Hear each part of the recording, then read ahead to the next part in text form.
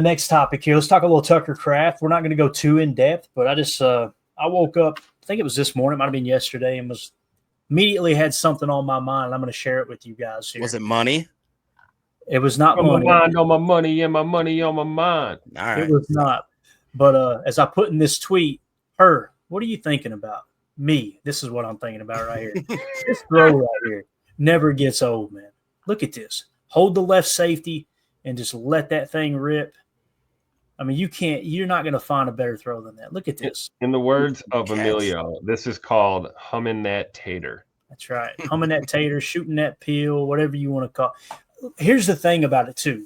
The reason I wanted to point this out with Tucker Kraft, he made his hay last year with yak yardage, Jacob. We seen him running people over, right? Making the first guy miss just about every single time he got the ball underneath. He also had a lot of separation yards, and it wasn't that Tucker was running these fancy routes. Matt LaFleur was scheming him open, but still giving him 5, 6, 7 yards of separation, catch the ball full steam ahead, throw a stiff arm on a DB, run one over, hurdle one, whatever you need to do. He's kind of become known as this yak type player, right? Exactly. Forklift certified, as he put in that one tweet. So when you see a play like this, immediately people think, okay, yeah, he can play underneath, he can play open, play yak.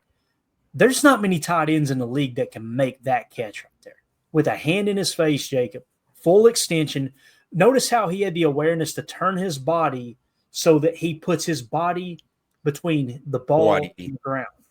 It almost looks like the DB gets a finger on it at the end, and it doesn't matter. I was going to say that. It's thrown so hard right here. You can see that, the trajectory right just a little bit. Probably got a second-degree burn on his index finger touching that one. That's amazing, man. That was a dart. And Holmes MD1 points this out too. That was the fastest ball thrown last season according to AWS. I'm going to go one step further, Holmes. The last I heard, it was the fastest ball ever thrown at the NFL level since the Next Gen Stats era. So there's probably been one thrown harder than that. Something. Yeah, it was something, like around 2014, 2015, something like that. And again, I'm not saying it's the fastest thrown in the history of the game, but it's the fastest recorded thrown. I think it was in the 60s, if I remember correctly. Yeah, high 60s. Yeah, which is crazy. Absolutely crazy. Yeah, 2-0 for this confirmed. You're correct. Yeah, so Jacob, what do you think about Tucker here? I got another angle we're going to hit on here in a second, but anything else you want to add to this? No, I mean, it reiterates what I've thought about Tucker Kraft and just how a lot of people, like you said, the yak, the separation, all that. But what I think goes underrated, like you said, is when the ball gets there, he doesn't make body catches. He's usually laying out. He jumps over people. I mean, I can't tell you how many times I remember Kraft just doing the old gazelle leap where you're like, oh, okay. He's actually got some hops. Or when he throws his shoulder in, like you said, look at Bates coming in with the clutch, 61.98 miles per hour. Is that fast? Well, not high 60s, but that's high fast. Score. What does that mean? That's pretty fast for a football. That's moving. Watch his feet here, guys. Watch the left foot when he delivers it. See the little turn and pivot. Torque. Torque. Now, we've heard a lot of complaints about him throwing off that back foot and dealing, with the injuries he's dealt with, having to kind of have 1.5 legs under you. This is what it looks like when he's got, 2 healthy legs underneath him and he's stepping into a throw. I mean, this is just a thing of beauty.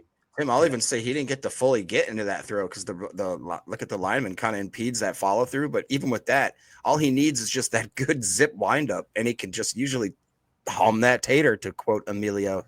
Yep. This is the other aspect to it too, and you can't see it on this video. On the next video, you'll be able to see it. Jordan actually changes the play at the line of scrimmage, so he comes to the line, looks it over, and I think what he sees is split safety, because as soon as he goes to his wrist and calls it, he's basically changing the play, right? I don't think he changed anything on the left. I think he changed everything to the right. Told Tucker to hit the seam. I think he threw an out with maybe a curl on the other 2 targets over there. But nonetheless, he changes the play, and you immediately see this safety right here come down in the box. So he's trying to sugar Jordan. What Jordan's seen was a cover 2 defense, right? Where you got 2 safeties deep. This one deep, this one deep. And when he changed the play, when he went to that audible, that hot route, whatever you want to call it, that safety was like, okay, I got to sell something here. So he creeps down into the box, right? And you'll see it on this other angle. And then what Jordan does, if you'll notice, look at the stripe on Jordan's helmet. Yep. He's holding this safety at home right here. because he knows where he's going with his football. He's going right down the seam. So that right there puts that safety on his heels. And he almost looks him off too soon, because you'll see when Jordan comes back, now watch the safety. Safety's reading his eyes. See how the safety starts over? Mm-hmm. Yeah. But the safety thinks I just baited his ass. The problem the safety's got, and he don't realize, that's 61 mile an hour right there. That's a heater. Oh, that's crazy. Pretty cool. So you've seen it in super slow motion, right, from the box cam. Let's go inside Lambeau. You want to? And I want to give a shout out here to Kyle Tate on X, at Kyle Tate 842-45657. Hopefully that's not your social. Nobody go check that, all right? But this is absolutely awesome. This is from the stands. It should pop here in a minute, but listen to the crowd. Notice how quiet the crowd is because they're close to the end zone. I'm so proud of Packer fans. And when it does pop, look at the stadium, just how freaking beautiful. You'll notice Jordan right off the bat here. I think you'll see when the video starts, he's changing the play. But listen to this sound here.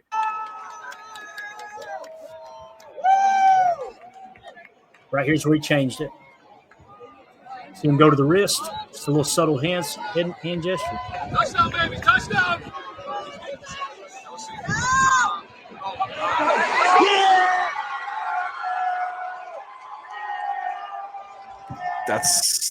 That's so cool for that angle, man. That's so It's cool. Absolutely awesome. Yeah, I love it, man. And again, watch Jordan. See, he sees that safety right now. As soon as this is a great angle right here. When Jordan changes the play, look at this safety over here, how far off he is. See how they're split safety? So he sees that, and he's like, all right, we're going to attack the seam here. And then as soon as he goes to make the change, watch the safety try to sugar him. Now the safety's creeping down a little bit. This guy's mugging a little bit. You'll see now the safety drops. He knows he's got the seam. Bang. Wow. Just gorgeous. What a gorgeous throw. I forgot about the celebration, too. Since Tucker was already on the ground, everybody joined him on the ground there.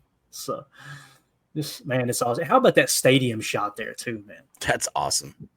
Absolutely gorgeous. So, again, why are we showing this? I don't know. It's May 31st, and I can't get enough more, I'll be honest with you. That's why. So, really, really excited to see what Tucker Kraft can do this year. And, again, we just talked about everything that's going to come into play when we, with Matthew Golden being added, taking the top off, and how that's going to affect Jaden Reed. Now, he's going to have to prove he's attacking defenses before defenses pull off of Jaden Reed. But you mix in a little Tucker Kraft as well. I think his offenses, they're going to be better this year. They are going to be better this year. There's no doubt in my mind. The question is, how well are we going to protect the football, and how can everybody get better across the board? How can Jordan be better? How can he be more accurate? How can he get the checkdowns quicker? And how can he protect that turnover differential? Matt LaFleur, which